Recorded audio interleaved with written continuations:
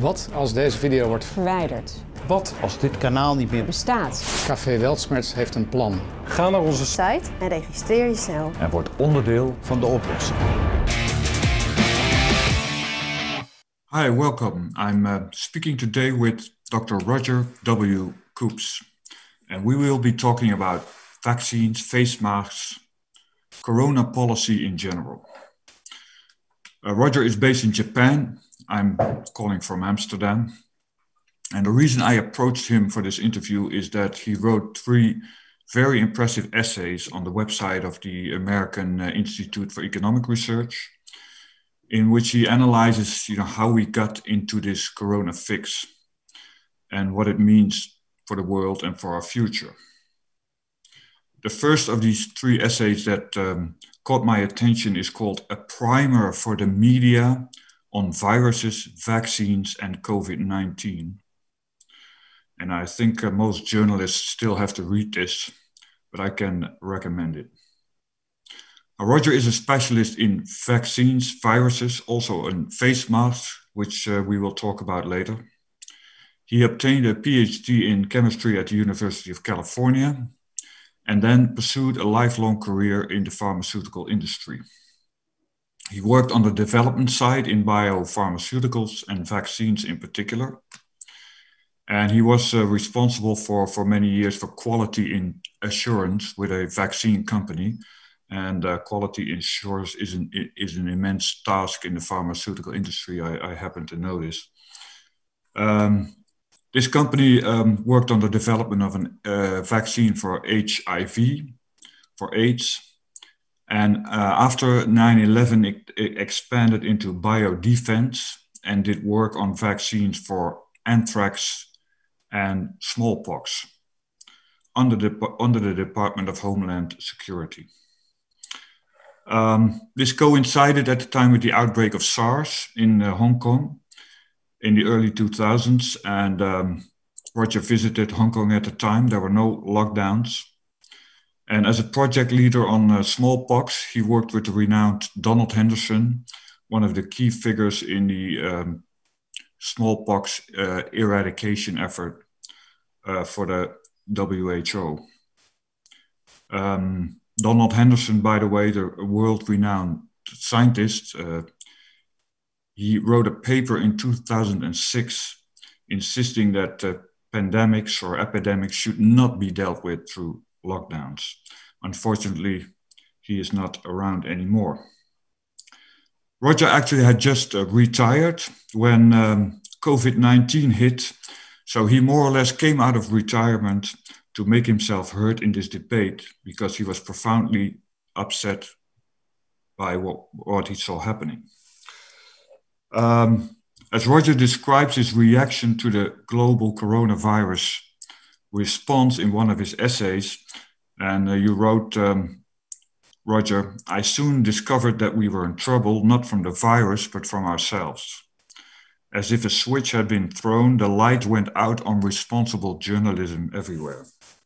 Power has not yet been restored. And in another of your essays, The Year of Disguises, published in October, you observe, I believe we are in as great a crisis as a species as we have ever seen. The crisis is not from some seasonal virus, which is a health issue, but it is from ourselves and what we have devolved into as a species.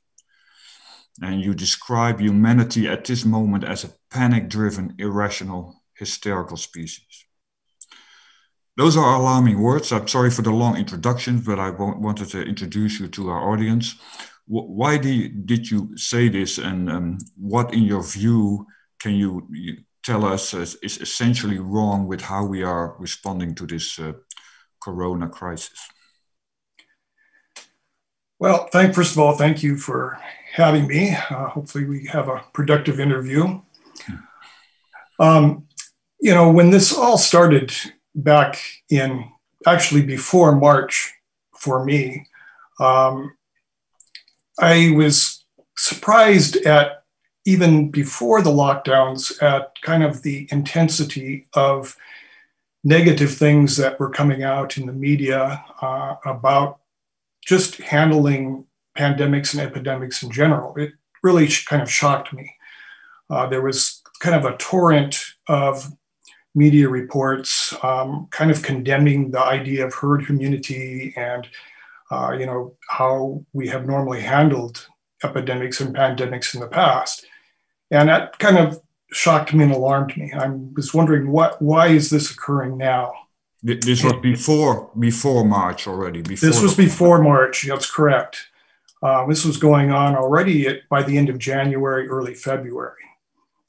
And that kind of alarmed me because that looked more like a plan leading up to a series which ultimately became what I think is induced panic. The world, I thought, just all of a sudden got thrown into this induced panic attack, and it has yet not come out of it. Before we talk about the lockdowns for a moment and how effective they are, can you say something about what we know now about overall, say, mortality figures? Because we're still in this lockdown now, or in the second lockdown. We can look back for 7-8 months. Maybe you can focus on the United States. Like I said, there's an impression here that things are particularly bad out there. What can we say about this virus now? Well, what we know and have known actually for quite a long time is that there's the most susceptible group for severe outcome, either severe disease or death, are the infirmed elderly, people over 70, 75, who have health conditions. These are the people that are at the serious risk. But people who are healthy and over 70 or 75 tend to be generally okay. Not exclusively, but they tend to be generally okay. So it's usually the people who are in that age group who have already health conditions. So that's where it's really taking its toll. In following the data, it's been like that since the beginning, since March, since I've been following all of the data from around the world. I've followed the European CDC quite frequently since March. And this European CDC puts out what's called MOMO, so the mortality estimates or the mortality rates as it goes on. And they do it by country and by the Europe as a whole. And the thing that I have noticed, and the same with the United States, I've kind of crawled through all of the data in the CDC, is that there is not much excess mortality that is occurring this year. And it really is hard to attribute it even to COVID, because the percentage of deaths that in the US, for example, COVID-19 deaths account for less than 10% of overall deaths during this time period. So people are dying from many other things than COVID. Also, pneumonia, non-viral related pneumonia. Now, pneumonia is always a risk after you have an upper respiratory virus, especially as you get older. But pneumonia by itself, without being preceded by a virus, there are far more deaths from that than either COVID or influenza or pneumonia related to those. So the mortality does not seem to suggest that there is anything that is unusually alarming about this particular virus. You're not seeing it in the excess mortality numbers. In the US, there are places like New York, New Jersey, and Massachusetts. Certain states have rather high excess mortality rates, but they are also the ones that hit the hardest lockdowns and had the highest amount of mortality in nursing homes and in the inner cities. So that's not so surprising. But the rest of the country there are many states that are below their expected 100% mortality rate. Yeah, it's pretty stunning in a way, isn't it? I mean, I think the situation is the same here in the Netherlands. I mean, there is no excess mortality. I mean, the world is in a total state of lockdown and panic, and there's no excess mortality. Before we go into that, I mean, how we got here, can you say something about the lockdown measures as such? social distancing, face masks, all the things that we are doing now, do they work at all? For this kind of a virus that is epidemic or pandemic, no. I mean, that is essentially, they don't work. Now, the old traditional method of, like, if you had the flu or the cold, most people are taught you cover your mouth and nose if you sneeze or cough. If you always warn people, don't get too close to me. I maybe got a virus or something. And so you kind of take sort of a distance, self-quarantine approach anyway. Most people who get the flu or have a cold don't really feel like socializing a lot. And so that's kind of been the normal pattern. So there is some value to, when you are sick, not getting too close to people and just kind of taking care of yourself and protecting the environment. But the extremes that we've gone through in 2020, I just have never been done before. Not even, in the original flu pandemic in 1917, 1918. These were, some areas tried certain things like this, and it proved ineffective, and it was given up and never returned to. Why does social distancing and face masks not work? Is it because the virus is spread through aerosols, at least partially, that travel larger distances and are so small that they are not stopped by face masks? That's part of it, yes.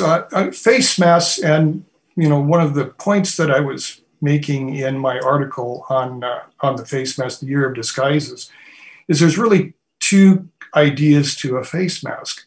And one is penetration and one is contamination, right? So you can have penetration or lack of penetration, which is a virus particle or droplets, whatever you want to talk about, going through the mask. But there's also contamination, and that happens if it does not go through the mask.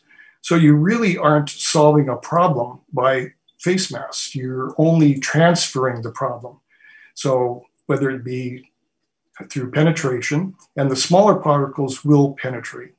So small aerosols, less than a micron, will penetrate most of the masks that are out there. Some masks may have a little bit more efficiency at stopping some of them, but they are generally not that efficient.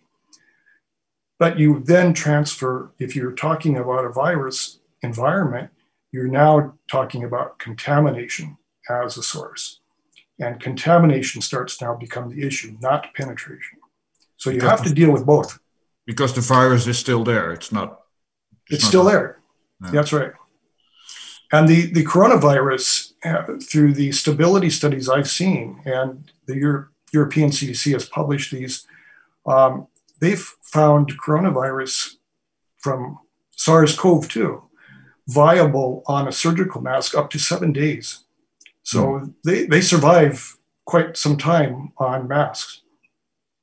So even the medical masks that are worn in hospitals are not do not protect against spread of virus. Is that the coronavirus? Is that correct? I don't believe they're very effective. It's certainly not out in the open population.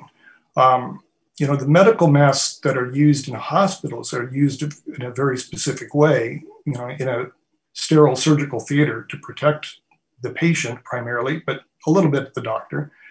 But they are also, if the surgery goes for a long period of time, or if there is some kind of contamination that is occurring, the masks get replaced frequently. So, the idea of using that kind of protective equipment in a certain controlled environment is appropriate. But when you are talking about, a population of people in a non-controlled environment where you don't know how long people are wearing things, where they're going, what they're doing, that's just wrong.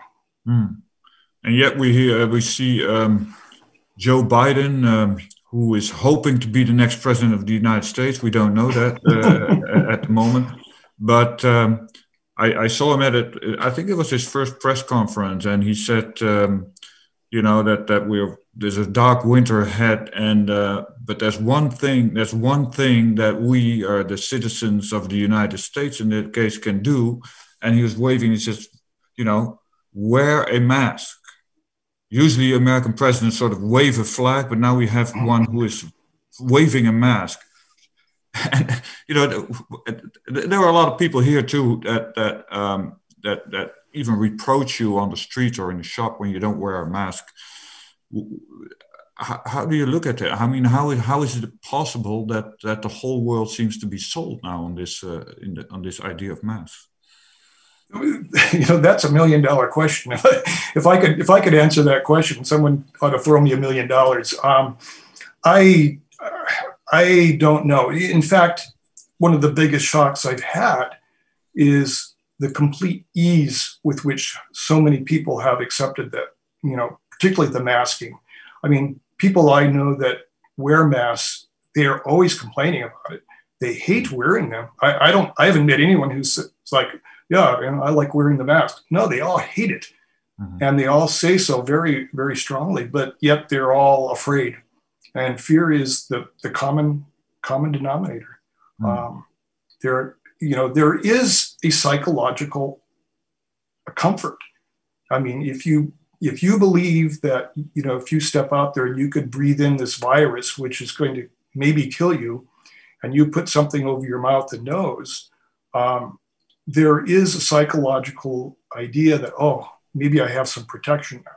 So I understand that. I actually stated that in my one essay, that I understand that there's a psychological feeling. And so it's kind of easy to see how you implant fear, and then people kind of get misinformed about what masks do. And it goes back, I think, to the original CDC recommendation for people to make cloth masks. And you start to couple those things together, and you just get this train rolling down the track that's hard to stop. Mm-hmm. And that's what surprised me, because Americans have in particular from my experience, have been loath to do anything like this. And suddenly it's now, but it's also become a political symbol, as you've seen in America. I mean, with Joe Biden waving the mask, that's now a symbol of the liberals in America. So. In Japan, it's not mandatory, I understand, right? It depends on where you're at. Where I live, it's not. There's no mandatory masking. In most places, there is not mandatory masking. So when I go out, I am a minority. I don't wear masks. I'm not alone. I would estimate, depending on where I go, probably around 25 to 35% of the people do not wear masks. And most choose to do it just, in certain situations. I see people going into the grocery store and they pull it out of their pocket, stick it on, go into the grocery store. As soon as they leave the grocery store, it's back in the pocket. So people do it judiciously quite often. It's still a pretty depressing picture to me. I actually started an initiative here in the Netherlands. It's called in Dutch ademvrij. Nu, ademvrij.nu. And we are trying to get this because we from 1st of December on, we have a law here also that mandates wearing in not outside, fortunately, but in many public places. So we're trying to get that revoked. Actually, what you're saying, because you said it's some comfort, psychological comfort, but in reality, it might be even dangerous to people because of the contamination. Wearing masks. Yes, I think it is. I think because you now, if you don't know if you're contaminated or not, and there's two ways it can go. Of course, it can affect the wearer. So, and most of the stuff I see people wearing is just really bad for them. I mean, it's stuck to their nose and their mouth. I mean, what protection are they getting if they get virus? The virus is just going to go right to the nose and mouth anyway. It's the cloth ones are in particular are bad. But, certainly if you are exposed to a virus and you wear that same mask and go to another place, you can dislodge virus off of a surface. It's not going to just stick there. So you can be actually a source of transmission. You can be, kind of moving it around into other places without realizing it. Okay. And, I think people aren't aware also that the CDC actually conducted a survey of new cases.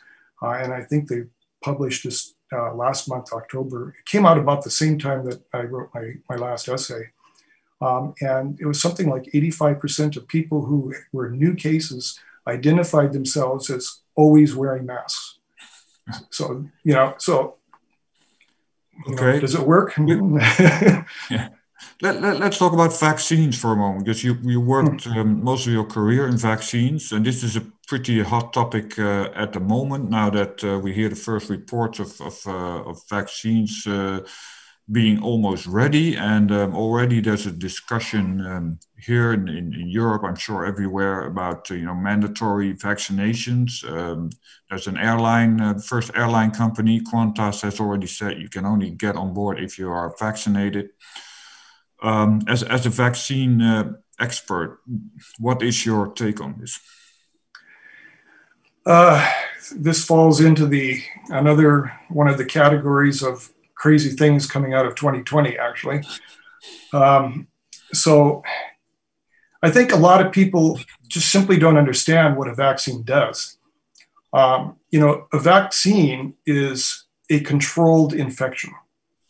That's the purpose of a vaccine, is to actually do a controlled infection. Now, some vaccines actually use, a weakened virus. There are influenza vaccines that do that. They use a weakened virus. Some use surrogates. So antibodies, monoclonal antibodies, or some other kind of surrogate to stimulate the immune system to recognize what it will hopefully recognize as the virus it's trying to prevent. So it's essentially a controlled infection.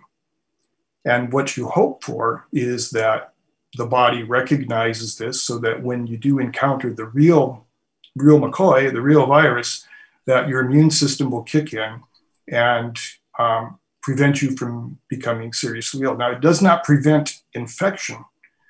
You still will become infected by the virus, but the immune system kicks in quickly and efficiently. And so you may not even experience any sort of a symptom, or you may feel just a little bit under for a short period of time, and then you're fine. But that's what a vaccine does. It's not some kind of block or destroyer of the virus. It's a controlled infection to stimulate your immune system. One of the things that's coming kind of clear from this situation in 2020 with SARS-CoV-2 is that the vast majority of people seem to be handling this virus with what is their innate immune response. That is the first immune response, T cells, immunoglobulins, primarily. That is why in the younger healthy people, there are so many mild cases, is that the first response that the body is throwing at this thing is very effective at controlling the virus.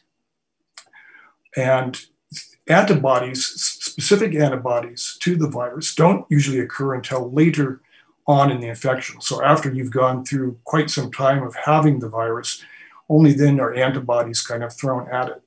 Mm-hmm. And it's finding that only the really serious cases, people who have maybe had to spend time in a hospital or who have been sick for longer periods of time and recovered, those people are showing some antibodies. But the majority of people are not showing those kinds of antibodies. They're basically handling out of the initial T cell and immunoglobulin response. So a vaccine is going to be ineffective with that kind of a response, because a vaccine is meant to stimulate your antibody response, so not the T cell. So what does that mean? I mean, there are millions of people, millions of young people who've already had this virus, and their bodies have responded to it. They've been able to handle it well. So what's going to happen if these people get vaccinated? That's be a waste of vaccine, for one thing, because it's probably not going to do anything for them. The T cell immunity seems to be pretty strong and has a lifetime of its own.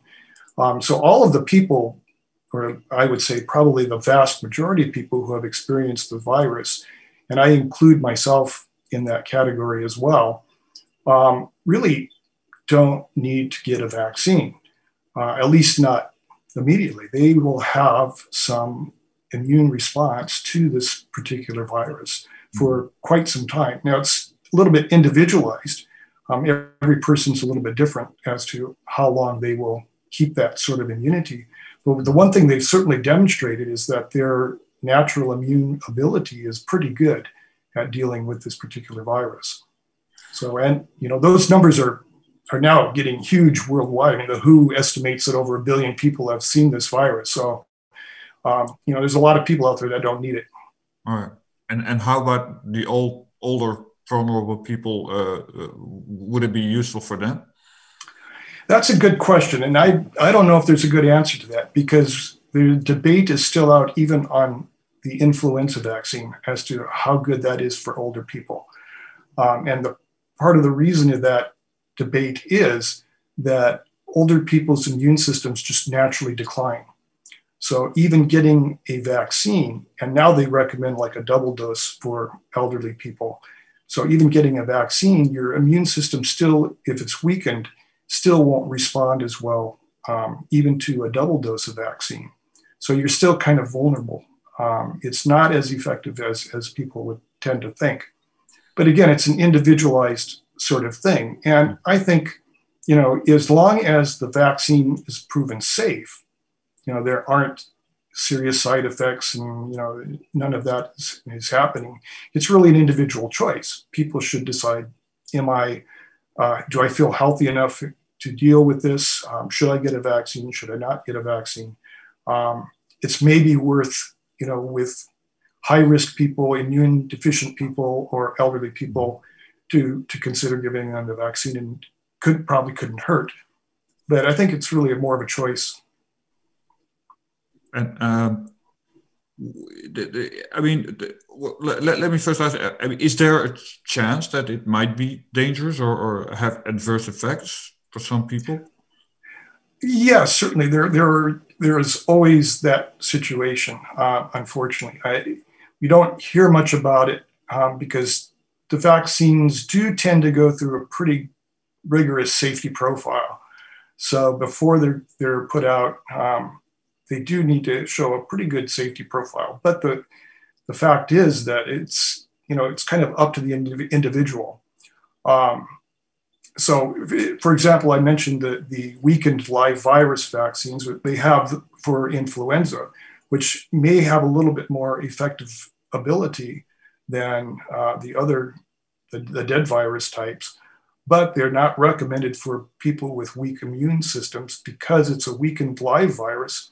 That virus may take off and do more damage, but the safety profile itself, causing some other problems seems to be not bad. But there is always some kind of, usually a rare immune response reaction to a vaccine.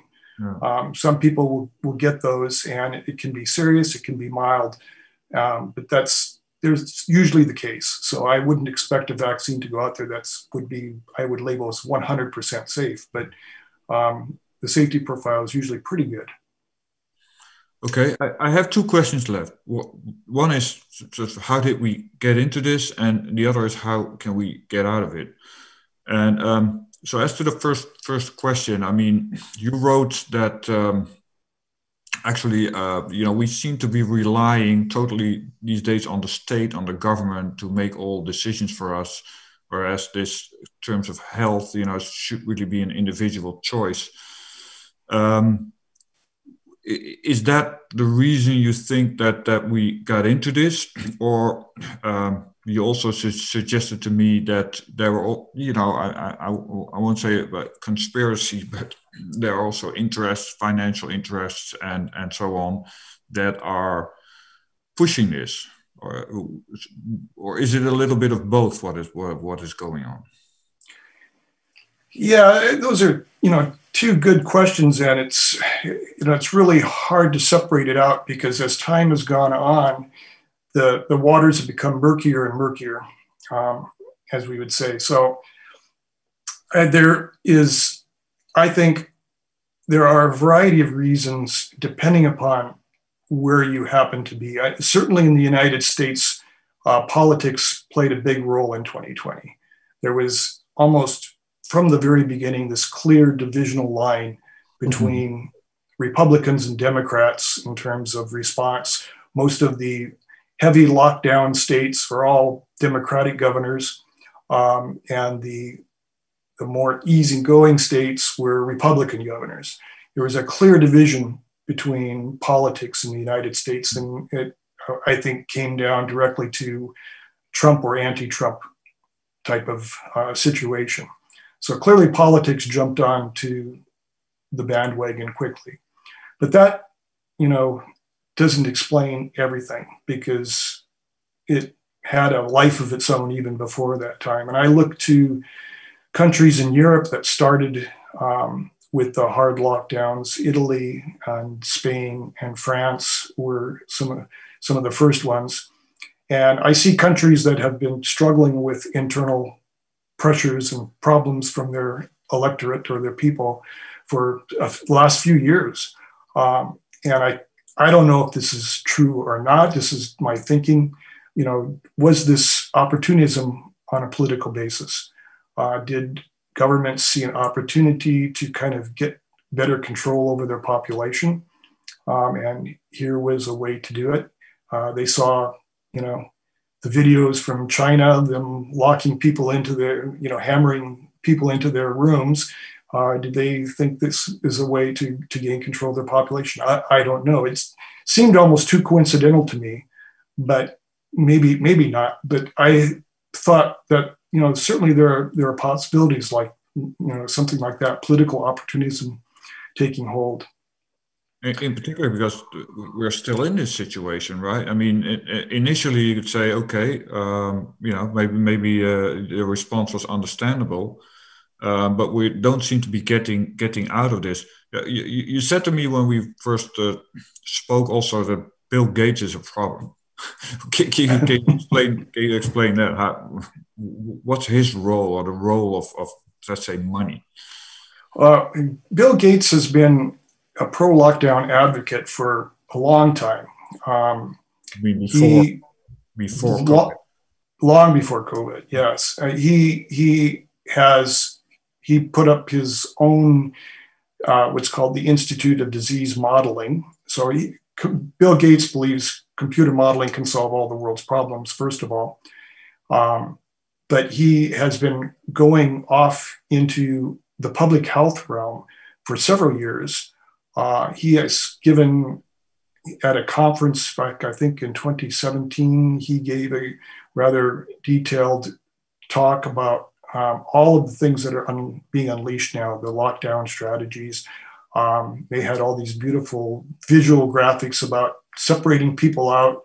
You keep people away from each other, these groups, and we can stop the disease and all of it. And he's been pushing for that for a number of years. His money influence is huge. He is, as everyone is aware, he has set up the Bill and Melinda Gates Foundation to kind of give back all of his gazillions of dollars that he's gotten over the years. And that money is really going heavily into public health sectors in many different areas of the world, in governments, institutions, and even vaccine companies. He's invested heavily into vaccine companies as well. Media, he's invested in media. He gives a lot of money to, this year alone, he has given over $1 million to CNN, over $1 million to The Guardian, and about $1 million to the BBC. So just for 2020. So he's, giving a lot of money out there. He has given multi-millions of dollars to the Imperial College of London, which was the source of the original modeling that got everybody in the panic. He supports what's called the IHME, which is the Institute of Health, if I can remember it correctly, Modeling Institute or something. That one in Washington State? University of Washington, yes. Oh, boy. Yeah, it's amazing. I didn't know he sponsored that as well. I mean, they always come out with the most horrific models and scenarios imaginable. Yes, he gave them, the Bill and Melinda Gates Foundation, actually, a couple of years ago, gave them a 10-year, $280 million grant. Wow. That's $28 million a year to a small institute. And the media gobble up everything these people say. I mean, it's amazing. So, you know, it's what I find funny in a way, or remarkable, is that it seems that people on the right side of the political spectrum are worried about the influence of this multi-billionaire, and people on the left side seem to be okay with it. It's the reverse response, but yeah, I can't explain it myself either. It really makes no sense. And you mentioned at the beginning in my profile that I've submitted my essays to AIER, and when AIER did the Great Barrington Declaration, very quickly after that, I don't know, some journalists came out and started accusing them of being, on the payroll of some right-wing billionaire, because I don't even remember who it was, gave them $60,000 about 2 years ago, as a donation.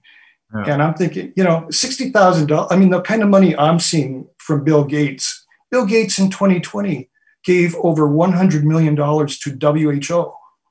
I mean, what kind of influence does $100 million get you as opposed to 60,000? So yeah, the liberal side of the equation doesn't seem to be holding themselves to the same level of accountability. Wow. The Great Barrington Declaration, by the way, I mean, I to those viewers who don't know it, I recommend that they look it up. I mean, this is an initiative from professors from Stanford, Harvard, and Oxford. And it's been signed by, I mean, tens of thousands of medical professionals, professors, what have you. And they're actually, calling on policymakers to return to normal and to stop the corona policy that they are pursuing now. Maybe we can end on that note. How do we get out of this, Roger, in your view? How should we get out of it?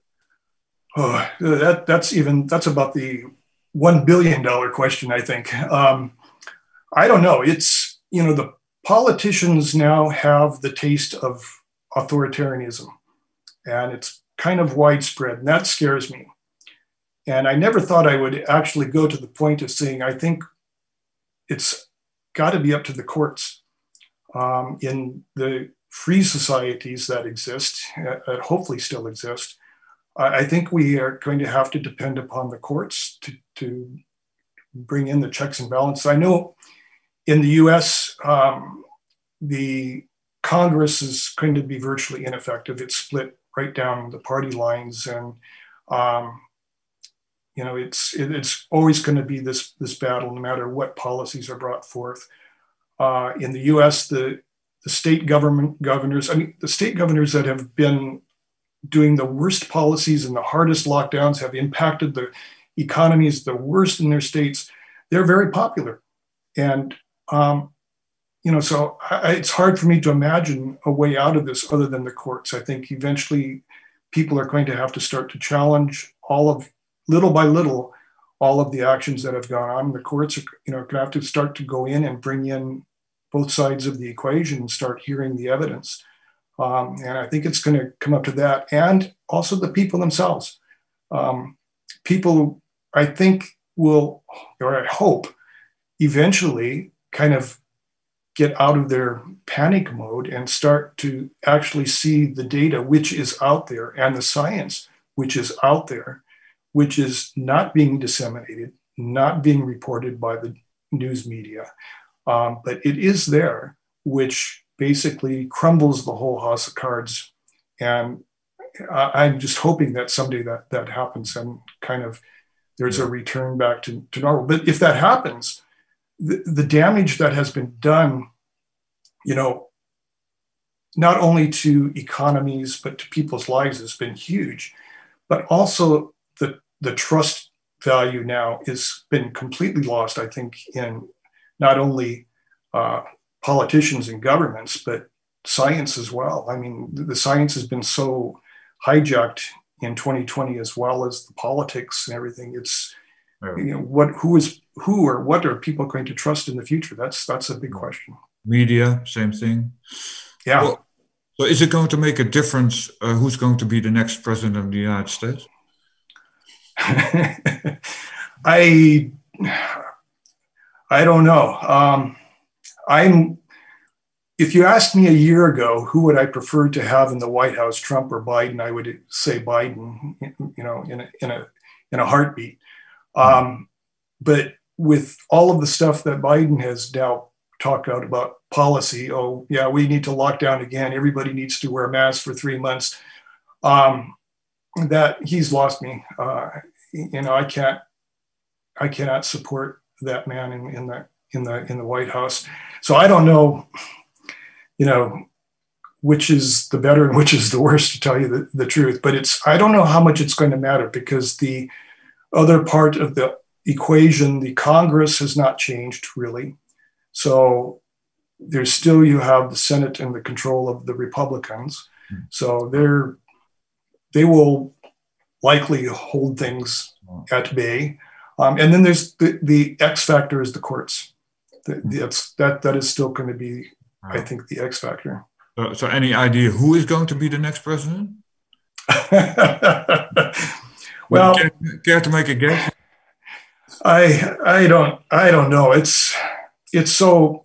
I think it will eventually be Biden, but you know, I really don't know. It's such an ugly situation, and you know, we have never really solved the problems going all the way back to 2000 in terms of how we elect a president, and it's, you know, it's just gets uglier and uglier. So yeah. I think it probably will be Biden, but okay. Well, Roger, thanks a lot for this fascinating conversation. I thought it was very very instructive, and I hope our readers will feel the same. And please check out Roger's articles on the internet, on the website of the American Institute for Economic Research. We will provide some links, and I hope you will be writing more in the coming time. I think you said you will. So yeah, we'll keep following you, and let's hope that we can bring some sanity to this world. Well, thank you for having me, and yeah, I hope the same thing. It's get the light bulbs clicking in people's up here, right. And see if we can't return back to a little bit of sanity. That would be nice. All right. Okay, thanks Roger. Thank you. Wat als deze video wordt verwijderd? Wat als dit kanaal niet meer Bestaat. Café Weltschmerz heeft een plan. Ga naar onze Site en registreer jezelf. en word onderdeel van de oplossing.